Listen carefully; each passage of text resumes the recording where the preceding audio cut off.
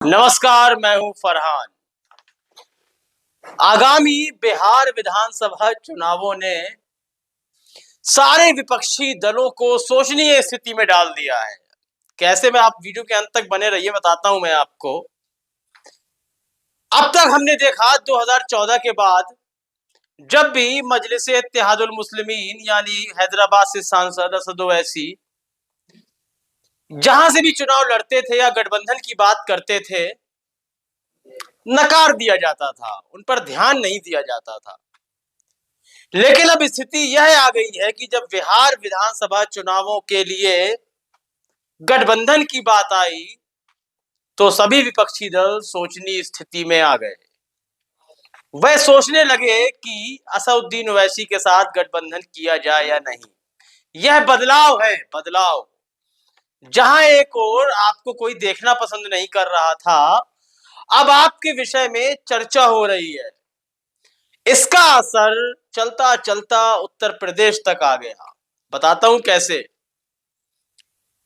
2014 के बाद से मायावती शिथिल पड़ गई राजनीति में, और वह लगातार अपने उम्मीदवारों को इस तरह खड़ा करती थीं, यदि उसका विश्लेषण किया जाए तो हर तरह से भारतीय जनता पार्टी को फायदा हो रहा था। और यदि कोई विपक्षी दल भारतीय जनता पार्टी के खिलाफ बोलता था तो मायावती विरोध करती थी, बीजेपी के पक्ष में बोलती हुई नजर आती थी। लेकिन अब लग रहा है कि स्थिति बदल गई है, क्योंकि जातिगत जनगणना को लेकर अखिलेश यादव ने लखनऊ में प्रेस वार्ता की। वहीं दूसरी ओर मायावती ने विरोध करने के बजाय ट्वीट कर दिया कि जातिगत जनगणना बिल्कुल निष्पक्ष होनी चाहिए। अब यह खौफ केवल आगामी उत्तर प्रदेश विधानसभा चुनावों को लेकर है।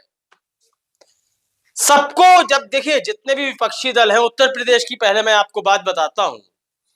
उत्तर प्रदेश के सारे विपक्षी दल, और आपको पता है कि 2017 के बाद से कोई भी विपक्षी दल टिक नहीं पा रहा है योगी आदित्यनाथ के सामने।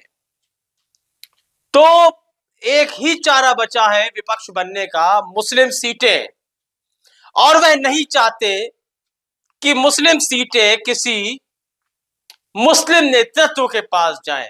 और राजनीति के इतिहास में, भारतीय राजनीति के इतिहास में सदैव यह अवधारणा बनी रही है कि मुस्लिम समाज को वोट बैंक के रूप में प्रयोग करना है, और उसका जो नेतृत्व है, उसकी कमान जो है, किसी मुस्लिम के हाथ में नहीं होनी चाहिए, समाजवादी पार्टी या बहुजन समाज पार्टी के हाथ में होनी चाहिए।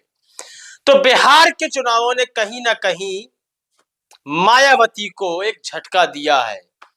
उन्हें लगता था कि आने वाले समय में मुस्लिम सीटों के बल पर कुछ विधायक उठा लिए जाएंगे, लेकिन ओवैसी की एंट्री ने और बिहार में जिस तरह उन्होंने सोचनीय कर दिया विपक्षी दलों को, उसी के संबंध में चाहती है मायावती कि उत्तर प्रदेश में ऐसा ना हो। आपको क्या लगता है कि आगामी उत्तर प्रदेश विधानसभा चुनावों को लेकर असदुद्दीन ओवैसी हुक्म का इक्का साबित होंगे? क्या लोगों के मन में भय है कि मुस्लिम विधानसभा सीटों पर असदुद्दीन ओवैसी यानी मजलिस इत्तेहादुल मुस्लिमीन का अधिकार तो नहीं हो जाएगा? तो कमेंट सेक्शन में अपनी राय अवश्य दें। कार्यक्रम पसंद आ रहा है तो लाइक करें, चैनल को सब्सक्राइब करें। तब तक के लिए इजाजत दीजिए, धन्यवाद।